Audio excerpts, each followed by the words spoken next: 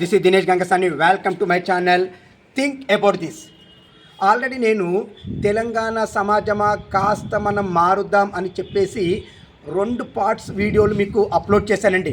Part 1 and part 2 మొత్తంగా 25 నిమిషాల పై చిలుకు ఆ వీడియోలు పెట్టానండి.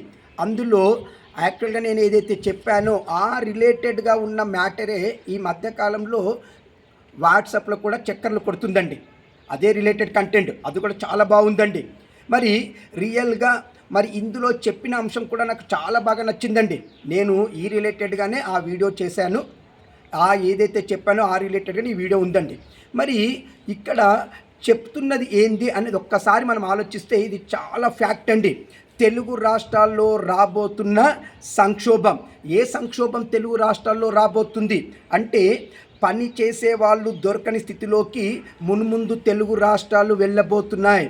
నెక్స్ట్ ఇతర రాష్ట్రాల పని వాళ్ళ చేతిలో కీలక రంగాలు ఉన్నాయండి. మన తెలుగు రాష్ట్రాలలో పని వాళ్ళు మొత్తం ఇతర రాష్ట్రాల వాళ్ళు అయ్యారు. తెలుగు వాళ్ళు ఏమయ్యారంటే చెప్తాను చూడండి. ఉచితాలకు అలవాటు పడుతున్న తెలుగు ప్రజలు. మరి ఇలా ఉంటే మునుముందు రాబోయేది పని సంక్షోభం. తెలుగు రాష్ట్రాల్లో మరీ ముఖ్యంగా తెలంగాణ లాంటి రాష్ట్రాల్లో మునుముందు పని సంక్షోభం తప్పదని చెప్పేసి నిపుణులు హెచ్చరిస్తున్నారండి. దీనికి కొన్ని ఎగ్జాంపుల్స్ కూడా ఉన్నాయి, ఒక్కసారిగా చూసుకుందాం. మరి తెలుగు రాష్ట్రాలలో మరీ ముఖ్యంగా తెలంగాణ రాష్ట్రంలో బీహార్ వాళ్ళు ఇటుక బట్టి నుండి వరి నాట్లు పత్తి ఏరేదాకా అన్ని రకాల కూలి పనులు చేస్తున్నారండి. ఒరిస్సా వాళ్ళు వీళ్ళు కూడా అన్ని రకాల కార్మికులుగా వంటకాల తయారీదారులుగా పనిచేస్తున్నారు. రాజస్థాన్ వాళ్ళు టీ స్టాల్ మొదలుకొని హోటళ్ళు, స్వీట్ షాపులు, శానిటరీ షాపుల నుండి మరి భవన రంగానికి సంబంధించినటువంటి సామాన్లు అమ్మే ప్రతి షాపు వాళ్ళ చేతిలోనే ఉన్నాయండి. ఉత్తరప్రదేశ్ వాళ్ళు టైల్స్ పని చేసే నుండి మొదలుకుంటే పెయింటింగ్, ఇంటీరియర్ డిజైన్స్, అలంకరణలు, ఇలా అన్ని పనులలో వాళ్ళే ఉంటున్నారండి. కేరళ వాళ్ళు టీచింగ్లో, ఎస్పెషల్గా ఇంగ్లీష్ బోధించే దాంట్లో. కర్ణాటక వాళ్ళు వీళ్ళు కూడా భవన నిర్మాణ కార్మికులుగా ఇతర రంగాలలో కూడా వీళ్ళు కూడా చాలామంది ఉన్నారు. ఇలా చెప్పుకుంటూ పోతే మహారాష్ట్ర, నెక్స్ట్ వెస్ట్ బెంగాల్, ఇలా అనేక రాష్ట్రాల వాళ్ళు ఈరోజు తెలుగు రాష్ట్రాలలో పని చేస్తున్నారండి. నేను వాళ్ళని పని చేయనియొద్దని చెప్పట్లేదు, కానీ వాళ్ళు మొత్తంగా ఈడ పనిలో మొత్తంగా ఇక్కడ పాతుకపోయారండి. మన వాళ్ళు ఏంటి పని దొంగలుగా మారుతున్నారు అనిపిస్తుంది. ఇలా ముందు ఇది చాలా ప్రాబ్లం అవుతుందండి.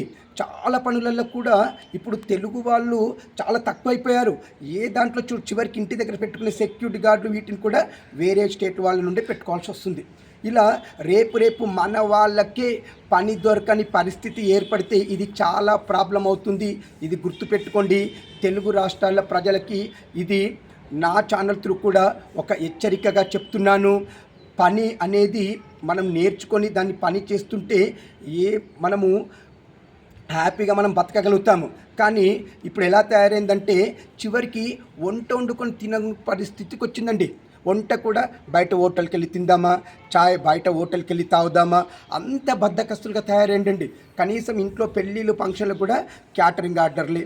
ప్రతి పనికి బద్ధకస్తులుగా ఉచితాలకు అలవాటు పడిపోతే రేపు మనకు పని దొరకక తిండికి తిప్పలు ఏర్పడే వచ్చే సందర్భాలు ఉన్నాయండి.